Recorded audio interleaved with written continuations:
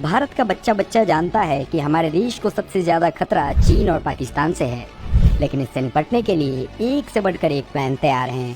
सिर्फ हार्डवेयर ही नहीं, सॉफ्टवेयर का भी पूरा इंतजाम कर लिया है मोदी जी ने। सबसे पहले बात हार्डवेयर की करें तो LAC पर भारत ने अपने सुरक्षा कवच को मजबूत कर लिया है, लेकिन देश के उत्तरी सीमा पर खतरे को देखते हुए इंफ्रास्ट्रक्चर को और आधुनिक बनाने की जरूरत है। ऐसे में मोदी सरकार ने अंडर वाटर रेल और रोड टनल बनाने का फैसला किया।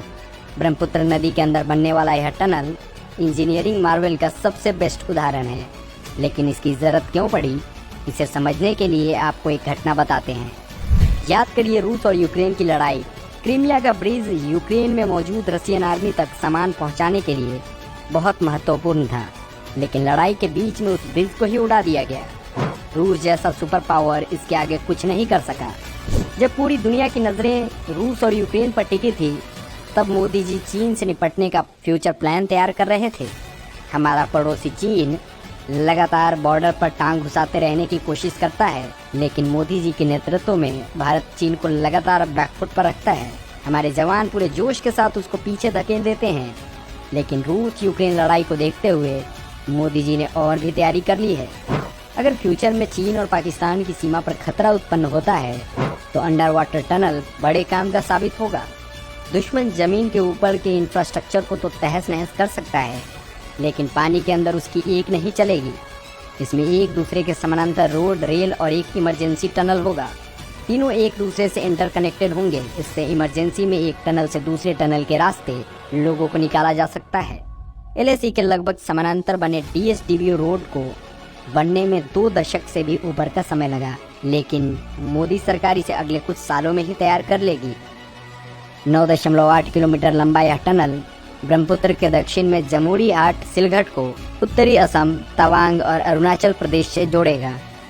हालांकि इसमें 7,000 करोड़ का खर्च आएगा, लेकिन इसका जितना महत्व है उसके आगे यह राशि कुछ भी नहीं है। इसका इस्तेमाल केवल युद्ध के समय में ही नहीं बल्कि नॉर्मल टाइम में भी किया जा सकता है। यह तो बात हुई हार्डवेयर की। भारत ने सॉफ्टवेयर में भी रूस और यूक्रेन की लड़ाई से सीख लिया है। जब लड़ाई शुरू हुई तब यूक्रेन के सपोर्ट में अमेरिका और उसके पार्टनर्स ने रूस की इकोनॉमी को झटका देने के लिए ग्लोबल पेमेंट सिस्टम SWIFT से रूस को बाहर निकाल दिया। इससे रूस को तगड़ा झटका लगा, क्योंकि यह वही पेमेंट सिस्टम है जिससे एक देश दूसरे देश को पेमेंट करता है। मोदी सरकार ने इस चुनौती को समझा और UPI को और आधुनिक बनाने के लिए कदम उठाए। इसलिए अब भारत को इससे घबराने की जरूरत नहीं है। UPI से भारत का लगभग हर आदमी जुड़ा हुआ है। आने वाले समय में दुनिया में भारत का अपना पेमेंट नेटवर्क होगा। इसकी शुरुआत भी हो चुकी है। सिंगापुर में तो अब आप अपनी UPI से पेमेंट कर सकते हैं। इसके लिए भारत के UPI और सिंगापुर के PayNow को लिंक किया गया है। अभी तो बस शुरुआत है। आने वाले समय में दुनिया के कई सारे देशों में यह देखने को मिलेगा। इसके अलावा भारत के रुपए कार्ड से सिंगापुर, भूटान, UAE, बहरीन और सऊदी अरब में भी लेन देन हो सकता है। मतलब मोदी जी का डिजिटल इंडिया मिशन अब भारत से निकलकर बाकी देशों में पहुंचने लगा है।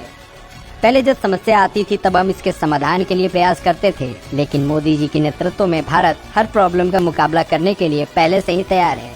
भारत पर जो भविष्य में संकट आ सकते हैं उसके लिए मोदी जी ने पहले ही तैयारी कर ली है। अब भारत किसी के ऊपर निर्भर नहीं है, और अगर कोई हम पर उंगली उठाए तो उसका जवाब देने के लिए भी हमारा देश सक्षम है। भारत माता की! भारत माता की!